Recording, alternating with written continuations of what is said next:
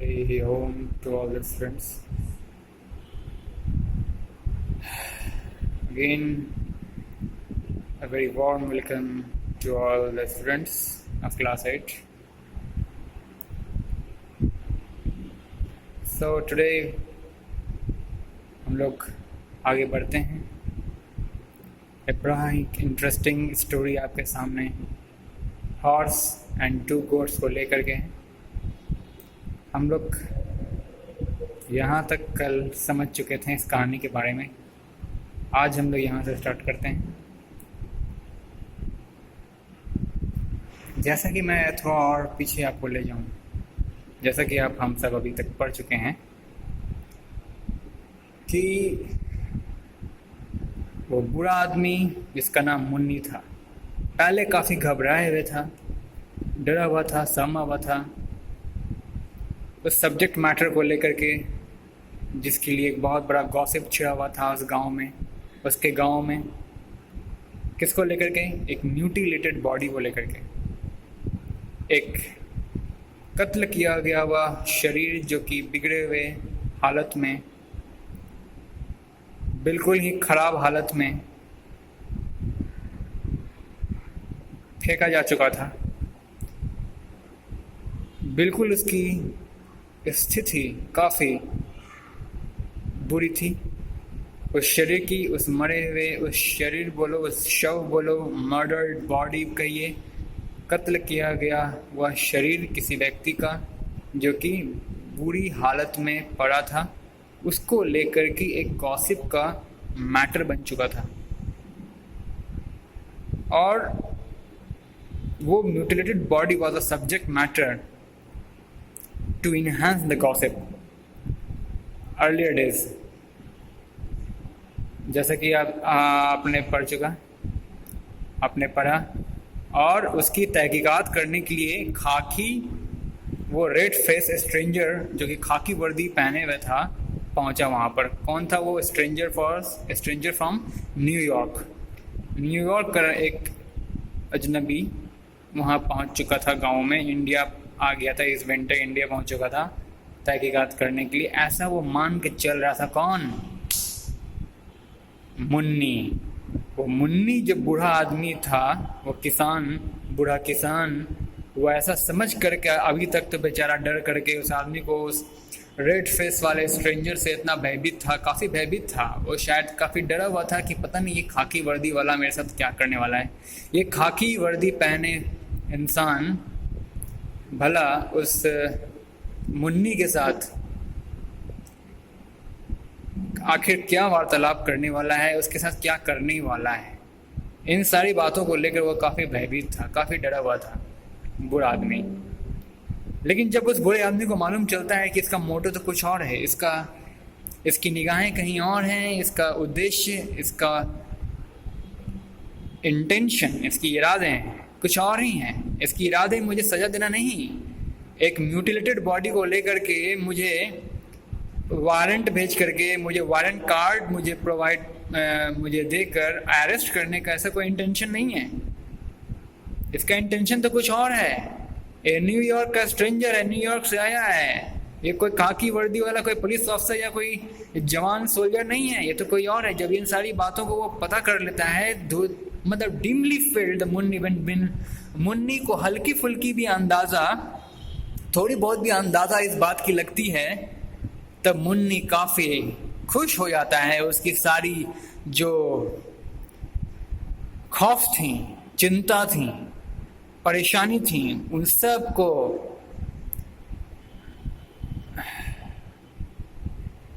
सूद, calm, आराम पहुंच जाता है। मुन्नी काफ़ी रिलैक्स फील कर जाता है जब उसे थोड़ा बहुत भी उसके इंटेंशन के बारे में, उस स्ट्रेंजर के इंटेंशन के बारे में मालूम चलता है, तो मुन्नी बहुत ही रिलैक्स फील करता है। अब आइए पढ़ने जा रहे हैं हम लोग मुन्नी फ्रॉम दिस पैराग्राफ। इस पैराग्राफ के बारे में मैंने कुछ शार आपको बता दिया। I have summarized you about the meanings, about the summary of this paragraph। चलिए पढ़ते हुए समझते हैं Munni followed the man's eyes and pointing fingers and dimly understood the subject matter. देख रहे हैं ना, Munni followed the man's eyes, उस स्ट्रेंजर की आंखों को फॉलो करते हुए, पकड़ते हुए, उसके अनुसार चलते हुए, एंड पॉइंटिंग फिंगर्स, और उसके उंगलियों को पॉइंटिंग, उसकी उंगली जहां जिस तरफ पॉइंटेड थी, एवं उसकी आंखों को, उसकी आंखें एवं उसकी उंगलियां जिस ओर पॉइंटेड थीं, जिस ओर इशारा कर रही थीं, इन सारे चीजों को समझते हुए मुन्नी आखिरकार he dimly understood the subject matter. हल्का फुल्का सारे बातों को, सारे आखिर क्या माजला है ये इस आदमी के बारे में, वो खाकी वाला, वो स्ट्रेंजर, लाल फेस, लाल चेहरे वाला, आखिर ये किस इरादे से मेरे पास, किस इरादे से उस बूढ़े आदमी के पास पहुंचा था, वो सारी बातें बूढ़े आदमी को थोड़ी बहुत झलके मिलने लगी थी। तब मुन्नी क्या हुआ, एंड मुन्नी के बारे में देखिए, फीलिंग रिलीव्ड, मतलब फीलिंग रिलैक्स्ड। अब रिलैक्स फील करने लगा मुन्नी, जब उसको थोड़ी बहुत उसके इंटेंशन के बारे में पता चला तो रिलैक्स काफी फील करने लगा। About what? I feeling relieved that the theme, इस बात से उसे काफी सुकून मिलने लगा कि वो जो थीम था, म्यूटिलेटेड बॉडी का वो जो किस्सा चल रहा था, वो सब एक्चुअली कुछ था ही नहीं, वो सब अब छूट चुका, वो सब अब खत्म हो गया, समाप्त हो गया। उसकी चर्चा अब ये आदमी नहीं करने वाला है, पुलिस और ये खाकी वर्दी वाला, ये रेड फेस स्ट्रेंजर उसकी चर्चा अब नहीं करने वाला है, उसी ये भूल चुका है। हैड बीन अबेंडन मतलब कि छोड़ा जा चुका है, त्यागा जा चुका है। तो म्यूटिलेटेड बॉडी का वो जो किस्सा था, वो जो थीम था, जिस पर एक चर्चा का एक बहुत बड़ा कारण जो कि बन चुका था, बहुत बड़े गॉसिप का एक कारण उसके गांव में बन चुका था, वो mutilated body. That mutilated body means a dead body which has been left uncovered, ठीक है, which has been left unprotected, बिल्कुल बुरी हुई स्थिति में पड़ा हुआ कोई लाश, कहते हैं उसे म्यूटिलेटेड बॉडी कहते हैं, ठीक है, बिल्कुल बुरी स्थिति में बिखरा पड़ा, बिना ढका, मक्खियां भिनभिना रही हैं, डिकम्पोजर उसके बॉडी को डिकम्पोज कर रहे हैं, इस हालत में बिल्कुल एक कोई, मान लो कोई लाश फेंका हुआ है सड़क पर कहीं किसी इलाके में, उस म्यूटिलेटेड बॉडी, वो म्यूटिलेटेड बॉडी जो कि एक गॉसिप का एक बहुत बड़ा कारण बन चुका था पिछले समय उसके गांव में, और उसकी तहकीकात करने के लिए वो रेड फेस्ट वाला स्ट्रेंजर वहां पहुंचा हुआ था। तो ये सारा जो मैटर था, ये सब matter actually that was all the imaginative and bogus. He and also Munni felt relieved after knowing this all. वो काफी रिलैक्स फील करता है इस बात को लेकर के that the theme of the mutilated body had been abandon.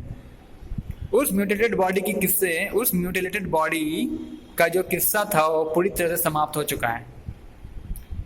चुका था। इस ऐसा जानकर मुन्नी काफी रिलैक्स फील करता है।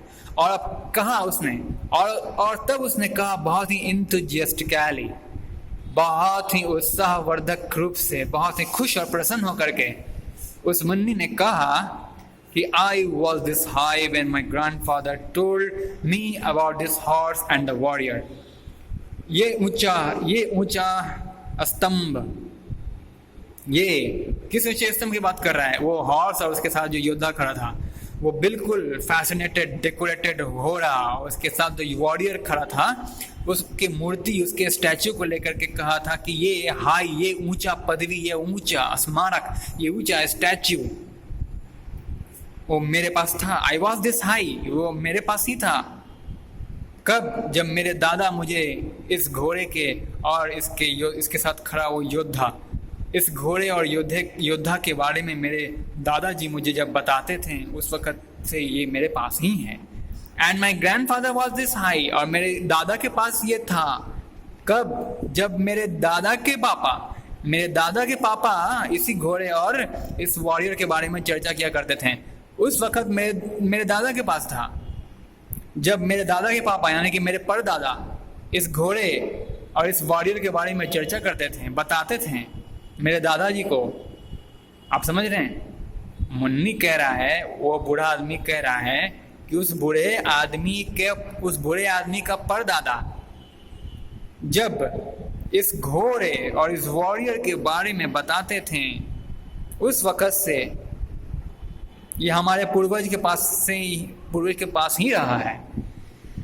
मतलब कहने का मतलब ये हुआ कि उस बूढ़े आदमी अर्थात मुन्नी के पूर्वज कालीन समय से ये घोड़ा और वॉरियर का वो यह स्टैचू उनके पूर्वज काल से उनके पास रहते आ रहा है और अब मुन्नी के पास है। तो मुन्नी ये कहना चाह रहा है कि उसके परदादा के समय से ये स्टैचू पड़ा है उनके खानदान में और अब मुन्नी के पास है। ठीक है, यही कहने का सेंस है यहाँ पे।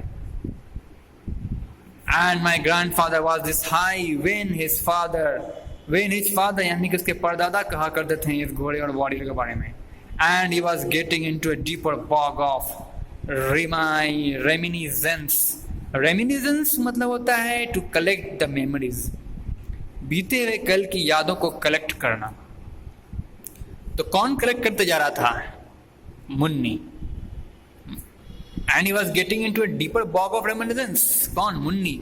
और मुन्नी ऐसा कहते हुए बीते हुए कल की अपने पूर्वज काल के यादों की गहराई में घुसते जा रहा था। एंड ईच टाइम और हर बार एक ही बात को रिपीट करने की कोशिश करता था। किसके बारे में? The antiquity of the statue, to indicate the antiquity of the statue. Now what is antiquity? That is called ancient past of the statue। उस स्टैचू की घोड़े और उस योद्धा का जो स्मारक था, उसका जो पुरातन महत्व था, पुराने काल की जो महत्ता थी, पुरातन महत्व यानी कि बिल्कुल ही प्राचीन महत्व आप कह सकते हैं। एंशिएंट पास्ट यानी कि प्राचीन इंपॉर्टेंस यानी कि प्राचीन काल की जो महत्व थी, उस स्मारक को लेकर के हर बार अपने स्टेटमेंट में वो बूढ़ा आदमी उस स्टैचू की एंटिक्विटी को दर्शाने का ही प्रयास करता था। ठीक है, एंटिक्विटी समझ गए?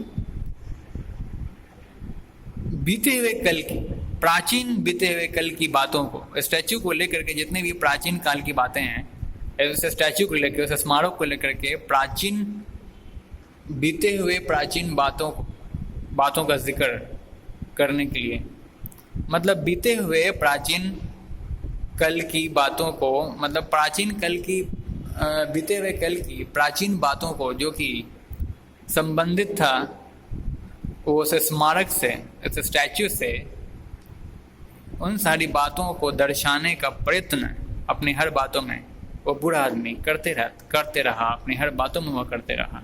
आप समझ गए हैं क्या क्या करता था वो? अब तो समझ गया था ना कमजोरी उसका। मुन्नी उसका कमजोरी तो समझ गया था, उसका इंटेंशन समझ गया, इसलिए अब बढ़ा चढ़ा करके तो जो भी है उसका अपना सब कुछ अपने पूर्वज के बारे में वो जान चुका था कि ये जो फॉरेनर है उसके पूर्वज से काफ़ी इम्प्रेस है। मुन्नी इस बात को समझ चुका था, हल्का फुल्का समझने लगा था कि मेरे पूर्वज से, मुन्नी के पूर्वज से उसके रहन सहन, आचार व्यवहार, उसके चीज़ और वस्तुओं से, उसके जीने के ढंग से, एटीट्यूड से वो फॉरेनर, वो स्ट्रेंजर काफ़ी इंस्पायर्ड हो चुका है। और इसी कमजोरी का फ़ायदा उठाते हुए मुन्नी ये सारी बातों को कहने लगा और अपनी हर बातों में उस स्टैचू के एंटिक्विटी को इंडिकेट करने लगा। मतलब उस स्टैचू के, उस स्मारक के प्राचीनतम महत्व को दर्शाने लगता था अपनी हर बातों में। आगे देखते हैं द तमिल